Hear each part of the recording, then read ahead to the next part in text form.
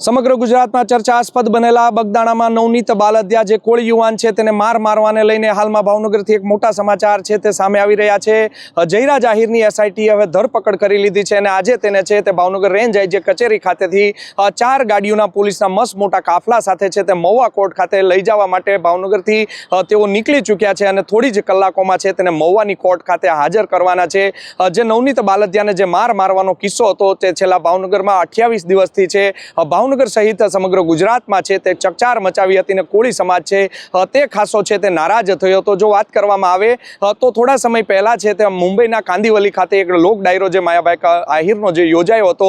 તેમાં માયાભાઈ આહિર દ્વારા સંબોધન કરવામાં આવ્યું હતું કે મુંબઈના જે કાંદિવલીના ધારાસભ્ય છે યોગેશ સાગર તેને મેનેજિંગ ટ્રસ્ટી છે બગદાણા ધામના ગણાવ્યા હતા, જેને લઈને છે તે નવનીત બાલદિયા નામનો જે યુવાન છે કોળી યુવાન છે બગદાણાનો અને બગદાણા જે ધામ આવેલું છે તેમાં પણ તે સેવા કરે છે। તેણે માયાભાઈ આહિરને ફોન કર્યો હતો અને કહ્યું હતું કે યોગેશ સાગર છે તે માત્ર ટ્રસ્ટી છે, મેનેજિંગ ટ્રસ્ટી નથી। આ માત્ર ટ્રસ્ટી અને મેનેજિંગ ટ્રસ્ટી નામના શબ્દોને લઈને આ સમગ્ર ઘટનાક્રમ છે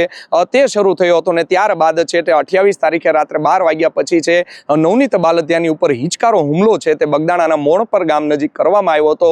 જેમાં નવનીત બાલદિયાના છે તે હાથ પગ છે તે ભાંગી નાખવામાં આવ્યા હતા અને મૂંઢ ઇજાઓ તેને કરવામાં આવી હતી, જેને લઈને નવનીત બાલદિયાએ છે તે ફરિયાદ નોંધાવી હતી। ત્યારે બગદાણાના જે તત્કાલીન પીઆઈ હતા ડીવી ડાંગર તેણે ફરિયાદ લેવામાં ઠાગા ઠૈયા કર્યા હતા અને ફરજમાં બેદરકારી દાખવી હતી તેવા આક્ષેપો છે નવનીત બાલદિયાએ મીડિયા સમક્ષ કર્યા હતા અને કહ્યું હતું કે મારી ઉપર હુમલો છે તે લોક સાહિત્ય કલાકાર છે તે માયાભાઈ આહિરના દીકરા જયરાજ આહિરે જ કરાયો છે અને તેણે કહ્યું હતું કે 100% તેણે જ મારી ઉપર હુમલો કરાયો છે। ત્યારબાદ છે તે હીરા સોલંકી છે કોળી સમાજના દિગ્ગજ નેતા તે મહુવાની હનુમંત હોસ્પિટલ ખાતે દોડી આવ્યા હતા અને નવનીત બાલદિયા માટે છે ત્યાં જ તેણે હોસ્પિટલમાં સભાનું આયોજન કરી નાખ્યું હતું। જો કહી શકાય કે ત્યારબાદ છે કોળી સમાજમાં ખાસો રોષ ફેલાયો હતો, જેને લઈને તારીખ 5ના રોજ કોળી સમાજના 15 ધારાસભ્યો અને 3 સંસદ સભ્યો છે તે ગાંધીનગર ખાતે દોડી ગયા હતા અને મુખ્યમંત્રી ભૂપેન્દ્ર પટેલના નિવાસ સ્થાને છે તે મીટિંગ યોજી હતી અને આમાં નવનીત બાલદિયાને ન્યાય મળે તેવી માંગણી કરવામાં આવી હતી। આ કેસમાં છે તે ત્યારબાદ 1 જ કલાકમાં ભાવનગર રેન્જના આઈજી છે ગૌતમ પરમાર તેણે સરકારની સૂચના મુજબ છે તે સ્પેશિયલ ઇન્વેસ્ટિગેશન ટીમ એટલે કે એસઆઈટીની છે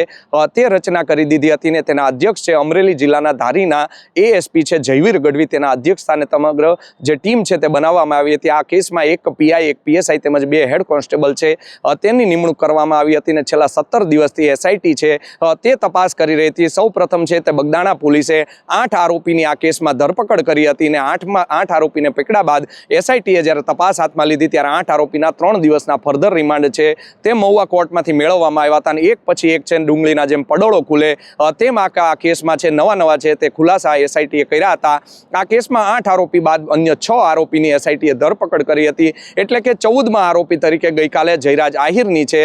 તે ધરપકડ હવે કરી લેવામાં આવી છે અને જયરાજ આહિર અત્યાર સુધી કહી રહ્યા હતા કે હું આ કેસમાં નથી, આ કેસમાં મારો કોઈ રોલ નથી, પરંતુ એસઆઈટીને પૂરતા પુરાવા છે તે મળ્યા છે જેને લઈને તેની ધરપકડ કરવામાં આવી છે તેવું ભાવનગર રેન્જના આઈજી છે ગૌતમ પરમાર તેણે ગઈકાલે છે તે મીડિયાને બ્રીફિંગ કરતા જણાવ્યું હતું। જોવું રહ્યું આગામી સમયમાં હવે થોડી જ કલાકોમાં મહુવા કોર્ટ ખાતે છે તે જયરાજ આહિરને લઈને આવી રહ્યા છે અને જયરાજ આહિરના છે તે પોલીસ દ્વારા એસઆઈટી દ્વારા રિમાન્ડ માંગવામાં આવશે। કેટલા દિવસના રિમાન્ડ માંગવામાં આવશે, કેટલા દિવસના રિમાન્ડ છે તે મહુવા કોર્ટ છે તે મંજૂર કરે છે તે થોડા કલાકોમાં જ ખ્યાલ આવશે। રિમાન્ડની જો વાત કરવામાં આવે તો જયરાજ આહિરનો જે મોબાઈલ છે તેની તપાસ હજી કરવાની છે, સાથે જ તેનું જે ફાર્મ હાઉસ આવેલું છે ત્યાં એક વિડીયો છે 2 આરોપી સાથેનો વાયરલ થયો હતો તેની તપાસ કરવાની છે, સાથે જ આ આરોપીઓ છે તે ક્યાં મળ્યા હતા, કઈ જગ્યાએથી સમગ્ર કાવતરું છે તે રચાયું હતું, સાથે જ જે આરોપી છે તેને લાવવા લઈ જવામાં કોણે મદદ કરી હતી, જેને લઈને અનેક એવા મોટા જે પ્રશ્નો છે તે હજી એસઆઈટી સમક્ષ છે તે ખુલ્યા નથી, જેને લઈને એસઆઈટી આ મુદ્દાઓને લઈને તપાસ કરી શકે છે તેવું અમારા સૂત્રો કહી રહ્યા છે।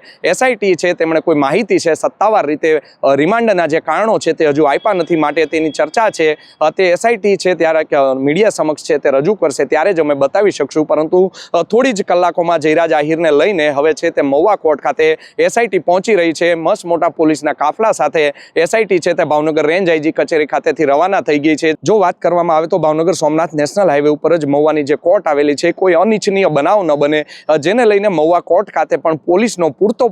બંદોબસ્ત ગોઠવી દેવામાં આવ્યો છે। કોઈ અનિચ્છનીય બનાવ ન બને, કોઈ ટીખળખોળ છે તે આવી ન જાય તેને લઈને પોલીસે પણ સતર્કતાના જે પગલાં છે તે ભર્યા છે। જોવું રહ્યું થોડી જ કલાકોમાં જયરાજ આહિરને લઈને હવે એસઆઈટીની ટીમ છે તે મહુવા કોર્ટ ખાતે આવી રહી છે અને શું નવા છે તે રાજ હવે ખુલે છે, કોર્ટમાં શું રજૂઆત કરવામાં આવે છે અને કેટલા કેટલા દિવસના રિમાન્ડ મંજૂર કરવામાં આવે છે તે પળે પળની અપડેટ છે નવજીવન ન્યૂઝ આપને આપતું રહેશે. આ પ્રકારના સમાચાર જોવા માટે નવજીવન ન્યૂઝની ચેનલને લાઇક, શેર અને સબસ્ક્રાઇબ કરવાનું ભૂલતા નહીં. યશપાલસિંહ ચૌહાણ, નવજીવન ન્યૂઝ, ભાવનગર.